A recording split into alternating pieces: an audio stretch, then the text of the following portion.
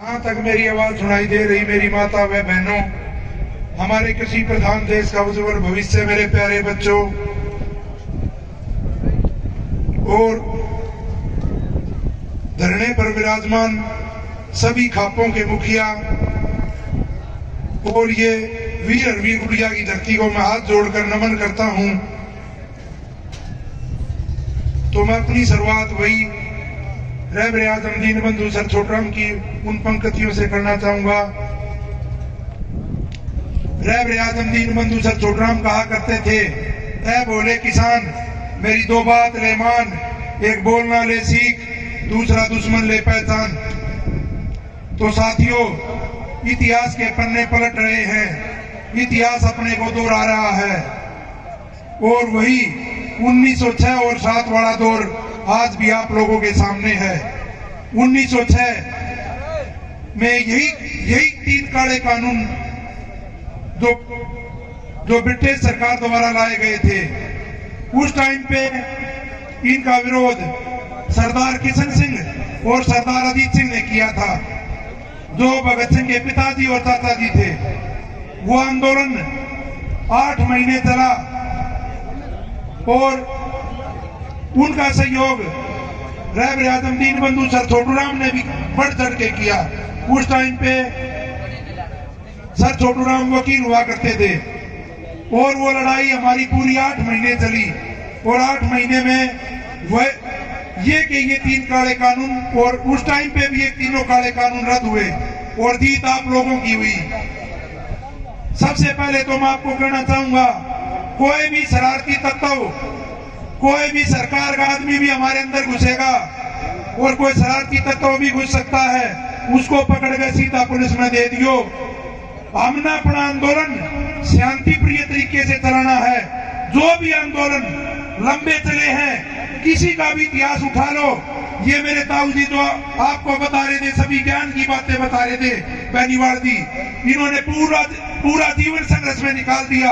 इनसे पूछो, वैसे कोई भी आकर कोई भड़काऊ भाषण दे दे या कोई बहका दे, किसी की बात में नहीं आना। एक भाई थोड़ी देर कल की बात है, मेरे से कह रहा था, बोला 15 ने क्या करना, न्यू करते हैं, मैं न्यू कर देते तेरे थाना में पकड़ाऊंगा।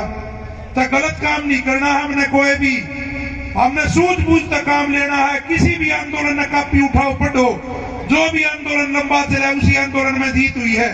और ये हमने अपने सरदार भाइयों से सीख भी लिया।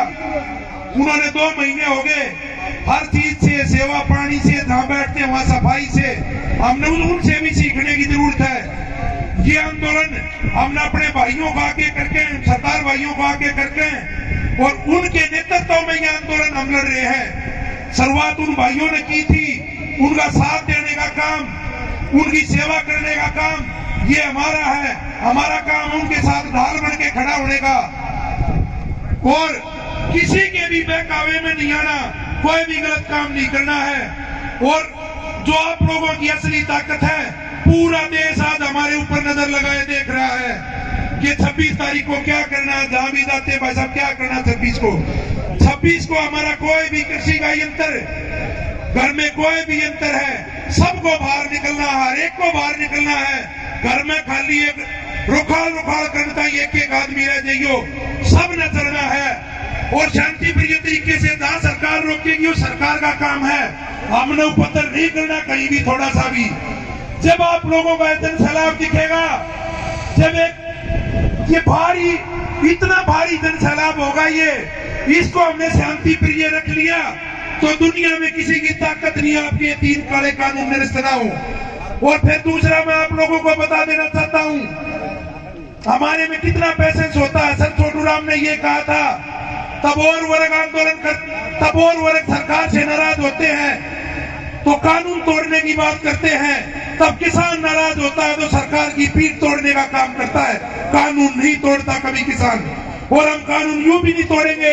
असली रखवाले इस देश के हम हैं, ना कि कोई पार्टियों वाले, क्योंकि हमारे बच्चे इस देश की रक्षा करने का भी काम करते हैं और हम इस देश को अन्नदाता के रूप में, हम इस देश का पेट भरने का काम करते हैं।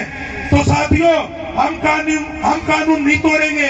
और ये कहते ना इनमें पैसेंस नहीं, हमारे से ज्यादा पैसेंस किसी में नहीं साथियों। हम गन्ने की खेती करते हैं, गन्ना बो देते हैं, 1 साल की फसल होती है गन्ने की, और गन्ना हम मिल में डालते हैं, हमारे मिलों में पेमेंट मिलती है 6 महीने में, 7 महीने में, और यूपी वाले भाइयों को पेमेंट मिलती है 1.5 साल में, 2 में। तो हम 1.5 साल तो हम कम से कम एक गन्ना बो का इंतजार कर लेते हैं। हमारे अंदर बहुत पेशेंस है। हमारे घर में गाय ब्याती है, बछड़ा होता है, हम बैल बनाने के लिए हम 4 साल इंतजार कर लेते हैं। तो एक बड़ी बात है, हमारे घर में गाय ब्याती है, हम उस बछड़ी को तैयार करते हैं दूध पीने के लिए, हम 3 साल दूध पीने के लिए इंतजार कर लेते हैं। तो हमारे से ज्यादा पेशेंस किसी में भी नहीं है। हमने अपना पूरा पेशेंस रखना है और सबको एक घर में कोई हर एक आदमी को जगाना है और अपने साथ लेके चलना है। और हमने अपने सभी दलित भाइयों को, मैंने पहले भी कहा था, भाई आप लोग आगे आओ, हम सिर पर बैठा कर रखेंगे अपने भाइयों को।